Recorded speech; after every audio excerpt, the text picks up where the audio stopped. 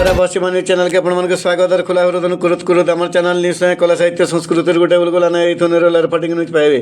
बरगड़ जिला बरपाली ब्लॉक मुनुपाली गाँव में अखिल भारतीय गंडवाना गौंड महासभा तरफु गंडवाना भवनर शुभबारी विजय करिछन मुखिया कुनुआ भावे जोग देई करी विजयपुर एमएलए सनत कुमार गड़तिया बद्यनाथ भोए सभार मंग धरी बेले सम्मानित कुनुआ भावे आगरमंगवाल जितेंद्रिय धरुआ आरु जिला सचिव धनेश्वर सिंह जोग देई आमर समाजर पुरखा लोके भारत माँ के उद्धार करवार लगी इंग्रेज संगे लड़ाई करिथिले बोली कहिछन।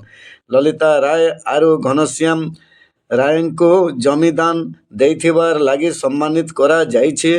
जातिर सभे संगे थिला बेले बीजेपी नेता धीरुज प्रधान शरद बिशी प्रताप सिंह प्रदीप प्रधान गणपति साहू आदि थिले। कार्यक्रम रो भार संभलाबार संगे समकु धन्यवाद जणाइछन संजय भोई। किछि अंश एवं उत्तर प्रदेश किछि अंश एवं ओडिशा ई अंचल रे हमर गण समाज रो बहुत प्रतिष्ठित एवं गण समाज रो विस्तार हेता।